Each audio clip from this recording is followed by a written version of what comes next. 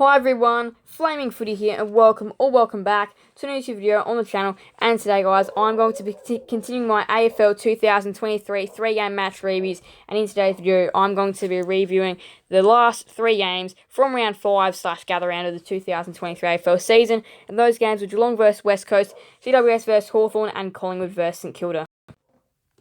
Alright, so the first game in this 3-game match reviews is Geelong vs West Coast, and Geelong 21-10, 136, smashed West Coast 13-11, 89 at the Adelaide Oval to begin. The first part was Sunday doubleheader at the Adelaide Oval, and despite a very good first quarter from West Coast, they did slip away late, and that's where the game was also lost, was off the back of that poor end to the first term. They looked really good. They looked like they'd opened up the Cats' defence and actually got rolling in that first term right here, which was their only lead for the game, before the Cats just started switching on in that late in the first quarter, and then that second quarter, that's just where the game was lost.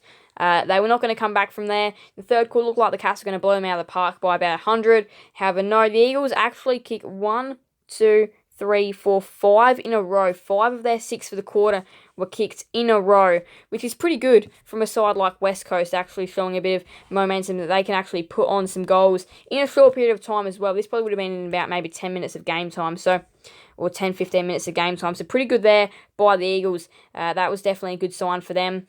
And then they kick 1, 2, 3. 1, 2, 3 in a row to start the last term. They were never going to come back. But I do feel like they did show a bit of fight in this game, and this was probably their best game of the year. Some could say the Derby, which the Derby was also a good game of theirs.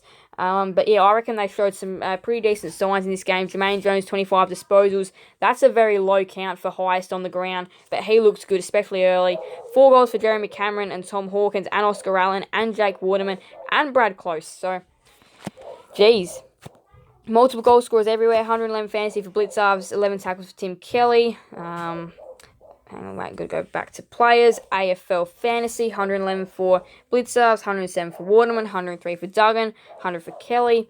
Goals behinds, 4 goals, 1 for Cameron, Hawkins, Allen, Waterman, 4 goals for Close. So, yeah, lots of players had their kicking boots on today. 2 goals for Henry, Blitzarves, and Darling. And that was pretty much it on terms of the goals.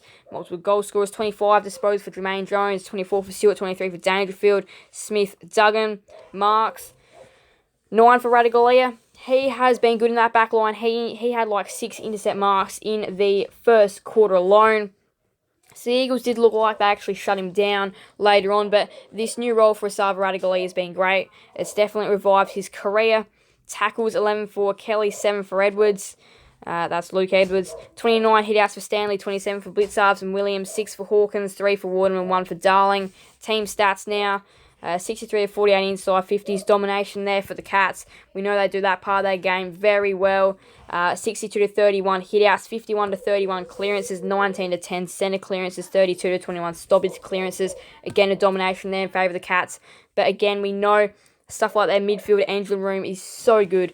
95 to 71 marks, 24 to 13 marks inside 50 in favour of the Cats as well. The Cats did lead for most of the game, despite the Eagles probably putting up one of their best performances of the year and showing some fight. The Cats were just too good, too strong.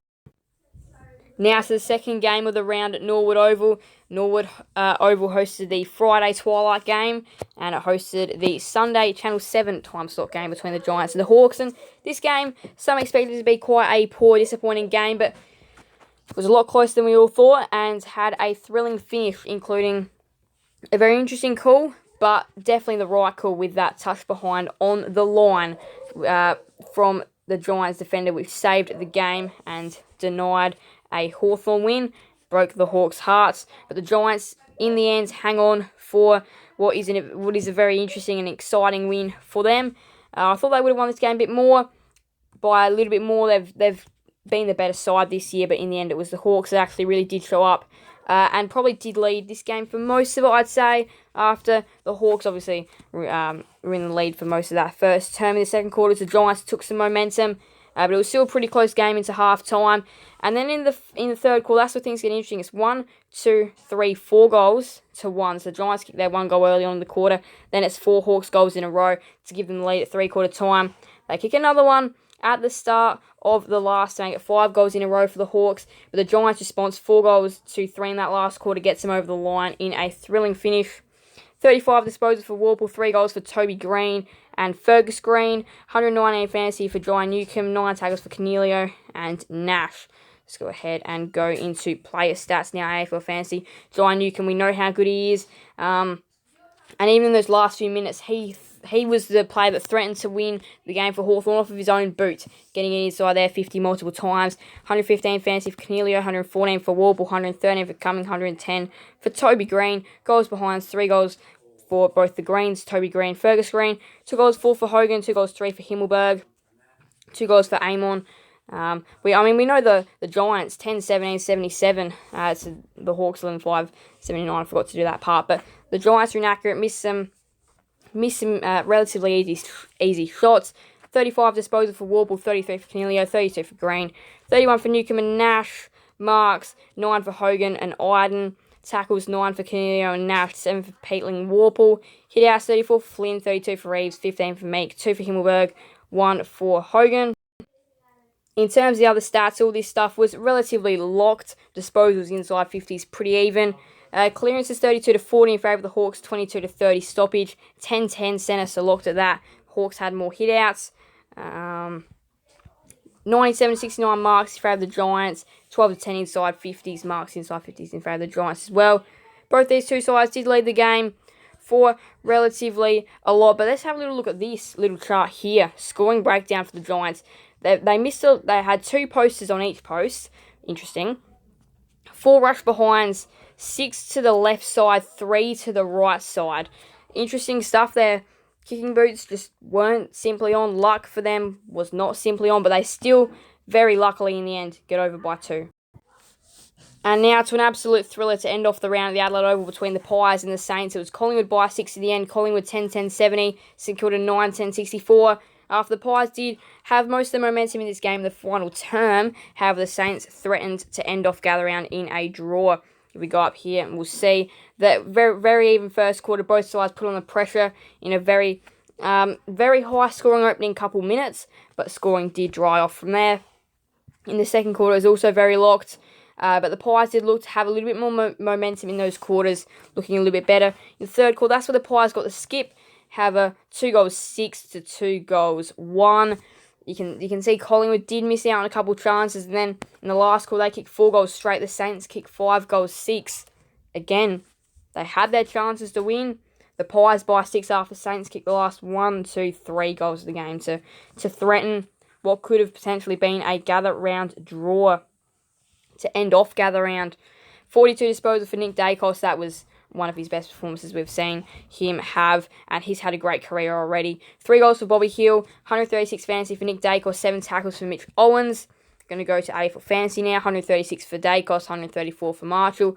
Marshall, 118 for Crouch, 117 for Wilkie, 116 for Battle, 115 for the other Dacos, which is Josh Dacos, 107 for Tom Mitchell, 3 goals for Hill, 2 for Higgins, Mychek, Kameninti, who's been great. Kameninti, what a pickup he's been for the Saints. He just pops up at a few multiple occasions, kicks a couple goals per game. He's looked really good. He doesn't necessarily get in and have lots of disposals, but he does just kick a couple of really important goals. 2 goals for Crouch as well. 42 disposals for Nick Dacos, 33 for Crouch, 30 for Josh Dacos, 28 for Tom Mitchell, 27 for Sinclair, 26 for Clark and Ross. We're going to go to Marks. 13 for Battle, 11 for Wilkie, 9 for Maynard, 8 for Wood, 7 tackles for Owens, 6 for Mitchell, 32 hit-outs for Marshall, 27 for Frampton, 4 for Johnson, 3 for Owens, 2 for Cordy. Team stats now, where the Saints did have more footy in what was a very get-the-footy game. 64 to 50 inside 50 zone for the Pies. They ventured in there way more times than the Saints. 31 to 37 hit-outs, 31 to 37 clearances, 10 to 13 centre clearances, 21 to 24 stoppage clearances, all in favour of the Saints. But actually looking at the stats, is oh my goodness, 99 to 103 marks, pretty big number. 10 to 8 marks inside 50 in favour of the Pies, 11 to 15 contested marks in favour of the Saints. The Pies did lead for most of the game, and in the end probably deserving win, 60 to 45 tackles. But yeah, in the end definitely deserving winners the Pies, but they just hang on and survive a massive St Kilda scare. Alright, so what a round it was. Gather round. Gather round is in South Australia for the next 3 years, and I've not too long ago posted a video and a short on that. So if you want to go ahead and watch those, definitely do go ahead and do so. Gather round is in SA for the next 3 years, however. But what a round of footy it was, though. We're going to go back and have a little look at it. So the Crows beat the Blues by 56. The Dockers over the Suns by 10. The Swans over the Tigers by 44. The Lions over the Roos by 75. Essendon over Melbourne by 27. Port Adelaide over the Western Bulldogs by 14. Geelong over the Eagles by 47. GWS over Hawthorn by 2. And Collingwood over the Saints by 6. So here is the ladder after a completed round. Every team has lost and every team has won. It has been absolutely amazing because every team has had a feel of a loss and a win, at least one per side. So what a start to the year it has been. We'll run through the ladder though. The Saints, Bombers, Pies all on top on 16. Carlton without draw on 14. The Swans, D's, Crows, Lions, Porter on 12 points. This is also in ladder positional order as well. Geelong, Fremantle, GWS, North Melbourne, Western Bulldogs are on 8, Richmond are on 6, Suns, West Coast, Hawthorn are on 4 points. So round 6 coming up as well is a big round. We've got some really big games. Fremantle Dogs on the Friday night. We've also got the grand final rematch at Virginia Park. Both these two sides have good records down there. Blues Saints could be a good one as well. Then the Anzac Day Eve game and the Anzac Day game are big games as well. So got some really big games coming up next round of footy.